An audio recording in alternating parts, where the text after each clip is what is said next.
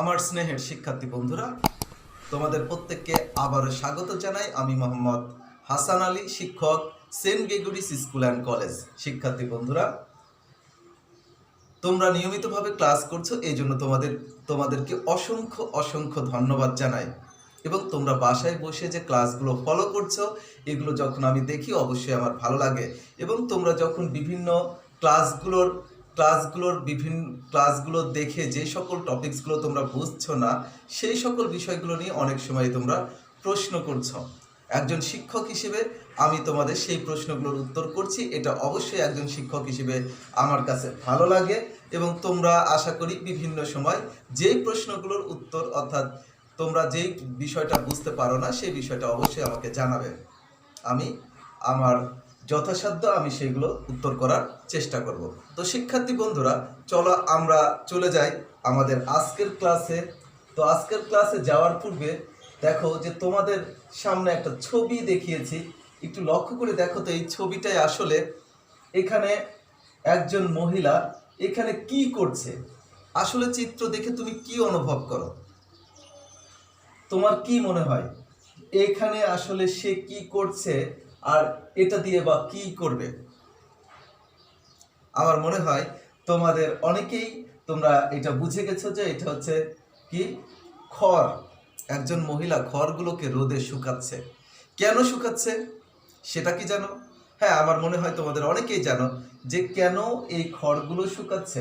কারণ এই খড়গুলো সে সংরক্ষণ করবে। খড়গুলো সংরক্ষণ করার পরে পরবর্তীতে এই খড়গুলো কি কাদের জন্য সংরক্ষণ করবে? বিশেষ করে গরু ছাগলের জন্য, অর্থাৎ গরু মহিষের জন্য, অর্থাৎ পশুর খাদ্য হিসেবে কৃষকরা খড়কে সংরক্ষণ করে। কিভাবে? রোদে শুকিয়ে সে খড়গুলোকে একটা নির্দিষ্ট জায়গায় স্তূপ করে দীর্ঘদিন সংরক্ষণ করা যায়। তো সেই উদ্দেশ্যেই কিন্তু দেখো যে এখানে একজন মহিলা সে কি করতেছে, খড়গুলোকে শুকাচ্ছে, অর্থাৎ শুকিয়ে সংরক্ষণ করবে। এবং কি, যখন তোমার খাদ্য অভাব দেখা দিবে পশু পাখির, তখন সে এই খাবারগুলোকে তার পশুকে খাওয়াতে পারবে। আর একটা চিত্র আমরা দেখব। এখানে দুইটা চিত্র রয়েছে, দেখো তো এই চিত্র দুইটা দেখে কি বোঝো? এটা হচ্ছে একটা ভুট্টা গাছ। আর তোমরা জানো ভুট্টা গাছকে আমরা অনেক ক্ষেত্রে ঘাস, মানে ভুট্টা গাছ কিন্তু এক ধরনের ঘাস। সবচেয়ে বেশি পরিমাণে মানে ভুট্টা চাষের উদ্দেশ্যের তুলনায় অনেক ক্ষেত্রে মানুষ এটা হচ্ছে কি যে উচ্চ পুষ্টিমানের একটা ঘাস। অনেক মানুষ আছে যারা পশু পাখির খাদ্য হিসেবে এই ভুট্টা চাষ করে থাকে। তো ভুট্টা চাষের ক্ষেত্রে তারা কি করে, একটা নির্দিষ্ট সময় আসলে, অর্থাৎ ভুট্টা গাছ যখন সবুজ হয়, ফুল আসার উপযুক্ত সময় হয়, সেই ফুল আসার পূর্বে সে ভুট্টা গাছগুলোকে কেটে এরকমভাবে সাইলোপিটে সংরক্ষণ করে। এবং এভাবে দীর্ঘদিন সাইলোপিটে সংরক্ষণ করা সেই ঘাসগুলোকে পশুর খাবার হিসেবে ব্যবহার করে থাকে। শিক্ষার্থী বন্ধুরা, তোমরা নিশ্চয়ই বুঝে গেছো এই তিনটা চিত্রের মধ্যে দিয়ে আমরা আজকে কি শিখতে যাচ্ছি। আমরা আজকে যাব পশুর বিভিন্ন প্রকার খাদ্য সংরক্ষণ, অর্থাৎ গরু, মহিষ, ছাগল, ভেড়া, এই সকলগুলোর যে খাবারগুলো, আমরা মনে করো যে এই সকল পশু পাখির খাবারগুলো, যেগুলো তোমার কি, এই সকল পশুর যে খাবারগুলো, যেগুলো হচ্ছে তোমার যখন হচ্ছে খরা হয় বা বন্যা হয়, এই সময় এই সকল পশুগুলোর খাবারের খুব অভাব হয়। সেই ক্ষেত্রে ওই সময়গুলো যাতে আমরা এই খাবারগুলো ব্যবহার করতে পারি, বা মাঠে যখন পর্যাপ্ত পরিমাণে সবুজ ঘাস থাকে না, তখন যাতে এই সকল খাবারগুলো ব্যবহার করতে পারি, সেই উদ্দেশ্যেই কিন্তু কৃষক বিভিন্ন সময় সবুজ ঘাস, খড়, খোল বা অন্যান্য বিভিন্ন প্রকার যে পশু খাদ্যগুলো রয়েছে, সেই পশু খাদ্যগুলো তারা সংরক্ষণ করে থাকে। এখন শিক্ষার্থী বন্ধুরা, আমরা আজকের ক্লাসে দেখব এই বিভিন্ন প্রকার পশু খাদ্যগুলো আমরা কিভাবে সংরক্ষণ করতে পারি।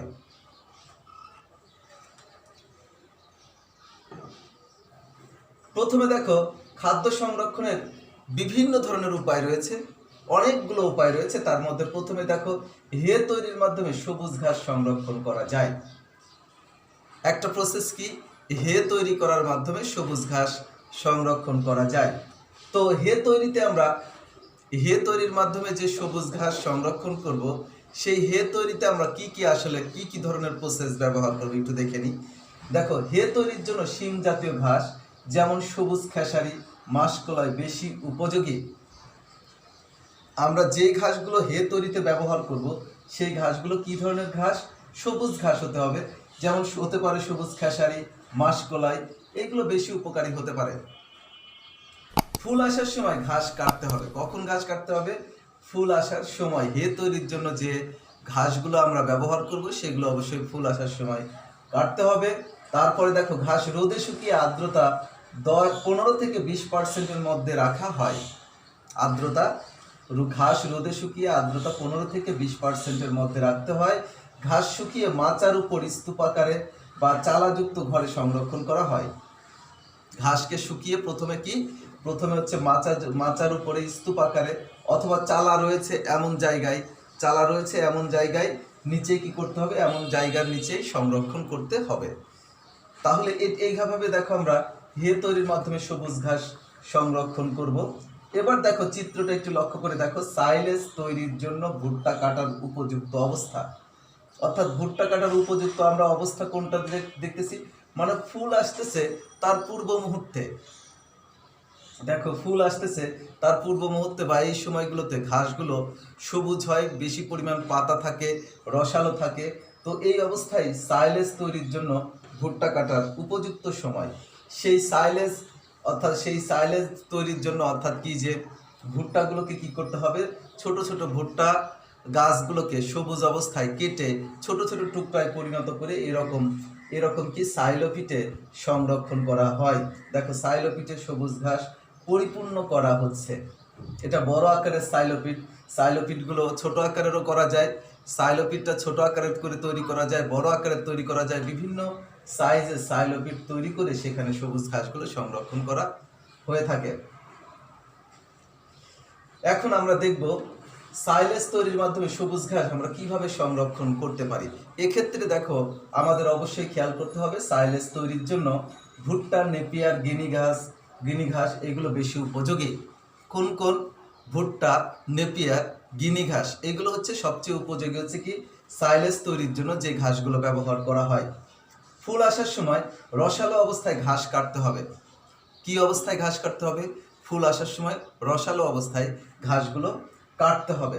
ঘাস কেটে বায়ুনিরোধ স্থানে বা সাইলোপিটে রাখা হয়। ঘাস কেটে বায়ুনিরোধ স্থানে বা সাইলোপিটে রাখতে হবে। কোথায়?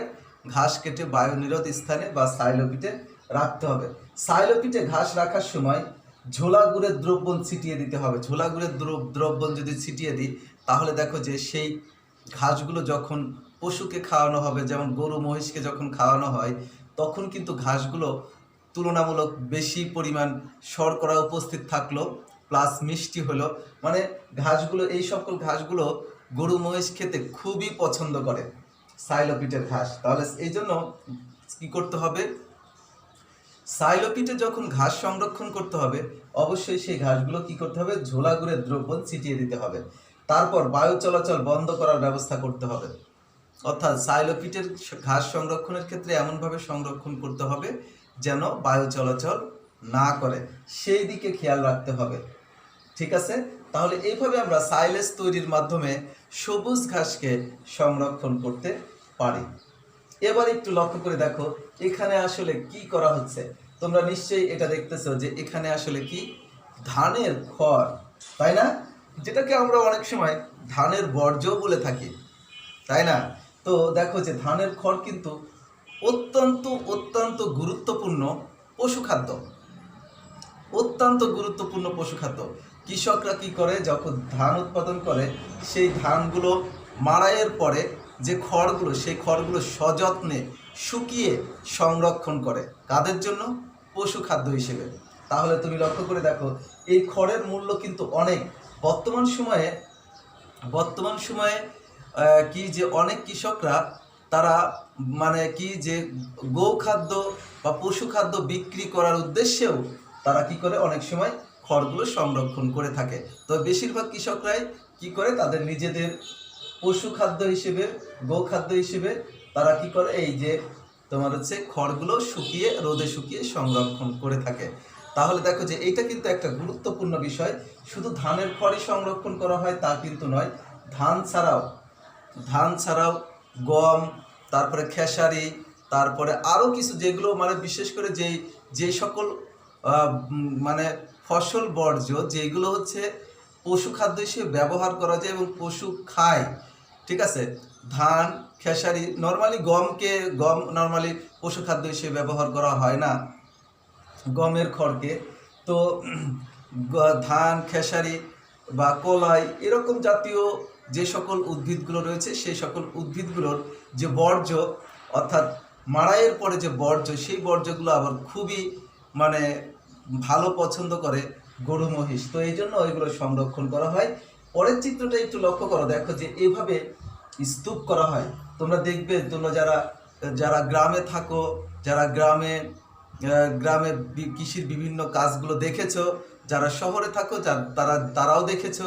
তো এইভাবে দেখো যে এরকম স্তূপ করে দীর্ঘদিন খড়গুলোকে সংরক্ষণ করা যায়। কারণ এরকম স্তূপ করে সংরক্ষণ করলে যদি বৃষ্টিও হয়, বৃষ্টি এর ভিতরে প্রবেশ করে না, খড়ের গাদার ভিতরে প্রবেশ করে না। তো সেই জন্য দেখা যায় যে আমরা গ্রাম অঞ্চলে যখন দেখি তখন দেখি যে পশু খাদ্য হিসেবে তারা খড়গুলোকে সংরক্ষণ করেছে এইরকমভাবে স্তূপ করে। দেখো, খড় তৈরির মাধ্যমে ফসলের বর্জ্য সংরক্ষণ করা হয়। গুরুত্বপূর্ণ ইনফরমেশন কিন্তু। খড় তৈরির মাধ্যমে, খড় তো আসলে প্রকৃতপক্ষে কি ফসলের বর্জ্য। খড় তৈরির মাধ্যমে ফসলের বর্জ্যকে সংরক্ষণ করা হয়। আমাদের দেশে বেশিরভাগ কৃষক পরিবারে গরুর জন্য খাদ্য হিসেবে খড় ব্যবহার করে। আমাদের দেশে বেশিরভাগ কৃষকই গরুর জন্য খাদ্য হিসেবে খড় ব্যবহার করে। গরুকে দৈনিক 3 থেকে 4 কেজি শুকনো খড় দেওয়া হয়। কতটুকু? প্রতিদিন 3 থেকে 4 কেজি শুকনো খড় দেওয়া হয়। এটি আঁশ জাতীয় খাদ্য। এখন দেখো যে আমরা কিভাবে খড়গুলোকে সংরক্ষণ করতে পারি। যেমন দেখো, শস্য গাছ, ধান, ভুট্টা, খেসারি, এই জাতীয় গাছগুলোকে, ধান, ভুট্টা, খেসারি ক্ষেত থেকে কাটার পর সেগুলোকে মাড়াই করে শস্য দানা প্রথমে আলাদা করা হয়। শস্য দানাকে আলাদা করা হলো। বর্জ্য গাছগুলোকে রোদে শুকিয়ে আর্দ্রতা 15 থেকে 20% মধ্যে এনে খড় তৈরি করা হয়। খড় তৈরি করার জন্য যে কি করা হয়, যে রোদে শুকিয়ে 15 থেকে 20% মধ্যে এনে হচ্ছে কি যে খড় তৈরি করা হয়। খড় সাধারণত গাদা করে রাখা হয়। খড় সংরক্ষণের চিত্র তো তোমরা দেখলেই যে খড় সাধারণত গাদা করে সংরক্ষণ করা হয়। শিক্ষার্থী বন্ধুরা, চিত্রটা একটু লক্ষ্য করো। এখানে রয়েছে খোল, এখানে রয়েছে দেখো যে তোমার কি যে চালের কুড়া, এখানে রয়েছে গমের ভুসি। শিক্ষার্থী বন্ধুরা, চালের কুড়া, গমের ভুসি এবং খোল, এই সবগুলোই আসলে কোথায় ব্যবহার করা হয়? তোমরা ইতিমধ্যেই জেনেছো এইগুলো হচ্ছে মাছের খাদ্য হিসেবে ব্যবহার করা হয়, তাই না? আসলে এগুলো মাছের খাদ্যের পাশাপাশি এগুলো কিন্তু পশু খাদ্য হিসেবে ব্যবহৃত হয়। অর্থাৎ গরু, মহিষ, ছাগল, ভেড়া এগুলোতেও প্রচুর পরিমাণে খোল, তারপরে গমের ভুসি, চালের কুড়া, এই সকল দানাদার খাদ্যগুলো ব্যবহার করা হয়ে থাকে। শিক্ষার্থী বন্ধুরা, তোমরা কিন্তু এই সকল দানাদার খাদ্য সংরক্ষণের পদ্ধতি তোমরা ইতিমধ্যেই শিখেছ। তো তারপরে আমরা একটু অল্প কথায় এই সকল দানাদার খাদ্যগুলোকে আমরা কিভাবে সংরক্ষণ করতে পারি। তো তার পূর্বে আর একটা বিষয় বলি, এই যে এই সকল দানাদার খাদ্য, যেমন দেখো যে খোল, চালের কুড়া, গমের ভুসি, এইগুলো কিন্তু মানে পশুদের পুষ্টির অত্যন্ত ভালো উৎস। যেমন দেখো, খোল থেকে পশু প্রচুর পরিমাণে কি যে তেল, চর্বি বা প্রোটিন জাতীয় উপাদানগুলো পেয়ে থাকে। আর এখানে দেখো গমের ভুসি, চালের কুড়া, এগুলো হচ্ছে শর্করা, এগুলো থেকে প্রচুর পরিমাণে শর্করা বা কার্বোহাইড্রেট পেয়ে থাকে পশু, অর্থাৎ গরু, মহিষ, ছাগল, ভেড়া এগুলো। তো তার মানে এইগুলোকে যদি আমরা এই উপযুক্ত পুষ্টিমান সম্পূর্ণ অবস্থায় সংরক্ষণ করতে চাই, তাহলে কিন্তু কিছু নিয়ম মেনে সংরক্ষণ করতে হবে।